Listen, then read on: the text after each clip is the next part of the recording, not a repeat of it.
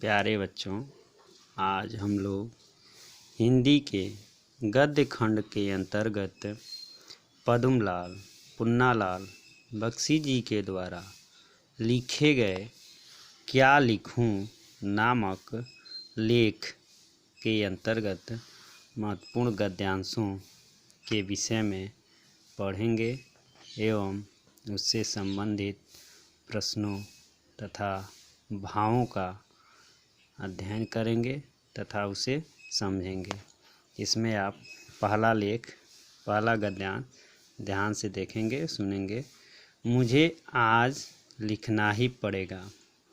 अंग्रेजी के प्रसिद्ध लेखक एजी गार्डिनर का कथन है कि लिखने की एक विशेष मानसिक स्थिति होती है। उस समय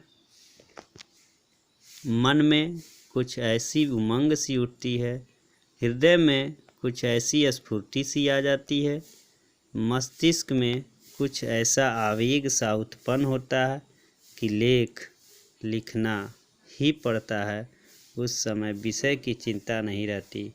कोई भी विषय हो, उसमें हम अपने हृदय के आवेग को भर ही देते हैं।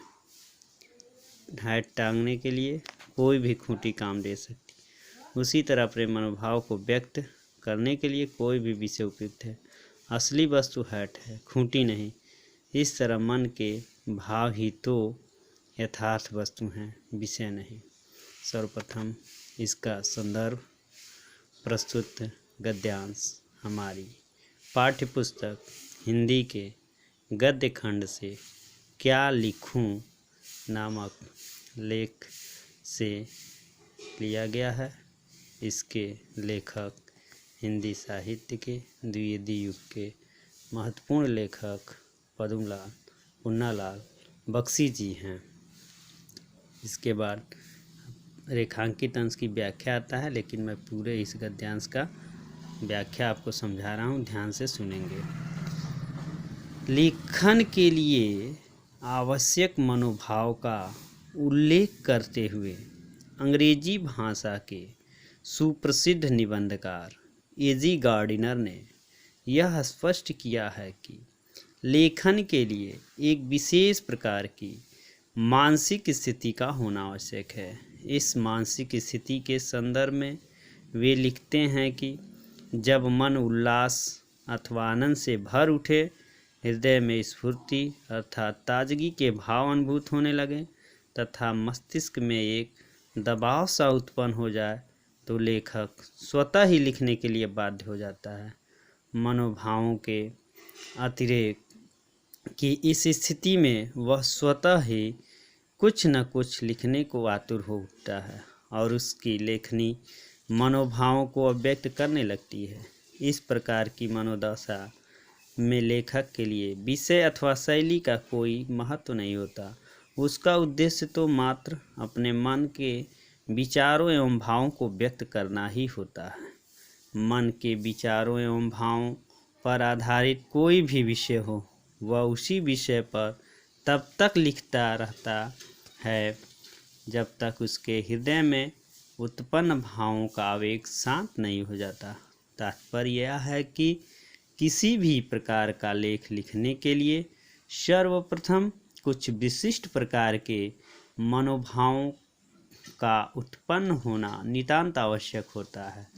विशिष्ट मनोभावों से पूर्ण मनोदशा के अभाव में कुछ भी लिख पाना संभव नहीं होता है। दूसरा क्वेश्चन इसमें ये होगा, एजी गार्डिनर कौन थे? तो आप लिख देंगे एजी गार्डिनर अंग्रेजी के प्रसिद्ध निबंधकार लेखक थे। एक और क्वेश्चन, विषय की चिंता लेखक को कब नहीं रहती? तो इसका उत्तर आप लिखेंगे,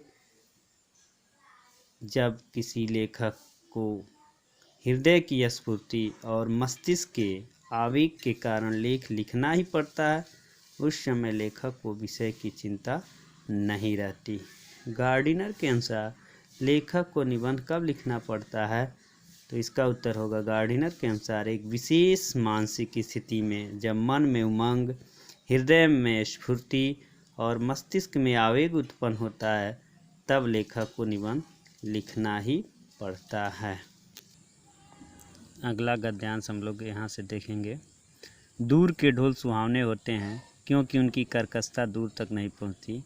जब ढोल के पास बैठे हुए लोगों के कान के पर्दे फटते रहते हैं, तब दूर किसी नदी के तट पर संध्या के समय किसी दूसरे के कान में वही शब्द मधुरता का संचार कर देते हैं। ढोल के उन्हीं शब्दों को सुनकर वह अपने हृदय में किसी के विवाहोत्सव का चित्र अंकित कर लेता है। कोलाहल से पूर्ण घर के कोने में बैठी हुई किसी लज्जाशील नववधू की कल्पना वह अपने मन में कर लेता है। उस नववधू के प्रेम, उल्लास, संकोच, आशंका और विषाद से युक्त हृदय के कंपन ढोल की कर्कश ध्वनि को मधुर बना देते हैं, क्योंकि उसके साथ आनंद का कलरव, उत्सव व प्रमोद और प्रेम का संगीत, ये तीनों मिले रहते हैं। तभी उसकी कर्कशता समीपस्थ लोगों को भी कटु नहीं प्रतीत होती और दूरस्थ लोगों के लिए तो वह अत्यंत मधुर बन जाती है। इसमें पहला क्वेश्चन आ सकता है, उपयुक्त गद्यांश का संदर्भ लिखिए। तो संदर्भ पूर्ववत ही लिख देंगे जैसे पिछले गद्यांश का बताया है। प्रस्तुत गद्यांश हमारी पाठ्यपुस्तक हिंदी के गद्य खंड से क्या लिखूं नामक पाठ से लिया गया है। इसके लेखक हिंदी के द्विवेदी युग के प्रमुख लेखक पद्मलाल पुन्नालाल बख्शी जी हैं।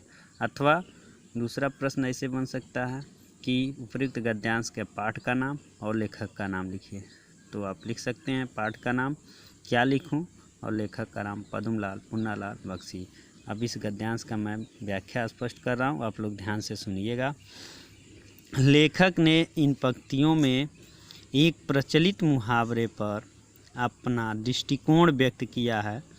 वह कहता है कि दूर के ढोल सुहावने इसलिए लगते हैं क्योंकि ढोल की आवाज़ की कर्कशता दूर तक नहीं पहुंचती। जिस समय यह आवाज़ पास बैठे लोगों के कानों के पर्दों को फाड़ती हुई महसूस होती है, उसी समय दूर संध्या के समय किसी नदी के किनारे पर बैठे किसी व्यक्ति को यह अत्यंत मधुर लगती है। इस मधुरता का मनोवैज्ञानिक कारण बताते हुए लेखक कहता है कि वस्तुतः जो व्यक्ति दूर के ढोल की आवाज़ को सुनता है, उसके मानस पटल पर इस आवाज़ के कारण किसी विवाहोत्सव का चित्र अंकित हो जाता है और वह कोलाहल से पूर्ण घर में बैठी हुई किसी लज्जाशील नववधू की कल्पना कर लेता है। उस नववधू की कल्पना में उसके प्रेम, उल्लास, संकोच, आशंका आदि के भाव श्रोता के हृदय में मूर्त रूप धारण करने लगते हैं और ढोल की कर्कश आवाज़ में उसे मधुरता का रस प्राप्त होने लगता है। लेखक कहता है कि यदि हम उस विवाहोत्सव में सम्मिलित लोगों को देखें तो उस कानों को बेधते ढोलों के पास उपस्थित लोगों का मन भी उल्लासमय दृष्टिगत होता है। वहाँ किसी को भी ढोलों की वह कर्कश ध्वनि अरुचिकर अर्थात कटु नहीं लगती, क्योंकि ढोल की उस ध्वनि में उस उत्सव के आनंद का शोर, मन की प्रसन्नता और पारस्परिक प्रेम की स्वर लहरियाँ भी मिली होती हैं। ये सभी चीज़ें मिलकर ढोल के पास स्थित लोगों को भी ढोल की ध्वनि की कर्कशता का अनुभव नहीं होने देती। वह उनमें उल्लास, उत्साह और आनंद का संचार कर थिरकने पर विवश कर देती है। दूर स्थित लोगों के लिए तो वह चलचित्र की भांति उनके मानस पटल पर उस उत्सव के आनंद, उत्साह और उल्लास के चित्र को सजीव कर ही देती है। तब वे भी समीपस्थ लोगों की भांति आनंद और स्फूर्ति से भर उठते हैं। अगला प्रश्न इसमें बन सकता है, दूर के ढोल सुहावने लगने का लेखक का क्या कारण मानता है। तो इसका उत्तर होगा, दूर के ढोल सुहावने लगने का लेखक यह कारण मानता है कि ढोल की आवाज़ सुनकर व्यक्ति के मन मस्तिष्क पर उस उत्सव का चित्र साकार हो उठता है और व्यक्ति उत्सव जैसा ही हर्ष उल्लास अपने मन में अनुभव करने लगता है। एक और क्वेश्चन, दूर के ढोल सुहावने होते हैं। मुहावरे का अर्थ दूर के ढोल सुहावने होते हैं। इस मुहावरे का अर्थ दूर से कोई भी वस्तु अथवा व्यक्ति के दोषों का ज्ञान न होने के कारण वे अच्छे ही प्रतीत होते हैं। एक और प्रश्न बन सके, कौन से मनोभाव ढोल की कर्कश ध्वनि को मधुर बना देते हैं? तो इसका उत्तर होगा उत्सव के प्रेम, उल्लास, संकोच, आशंका और विषाद आदि मनोभाव मिलकर ढोल की कर्कश ध्वनि को भी मधुर बना देते हैं। तो आज के लिए बस इतना ही, और इसके आगे कल हम लोग पढ़ेंगे।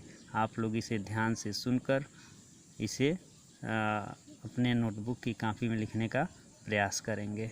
धन्यवाद।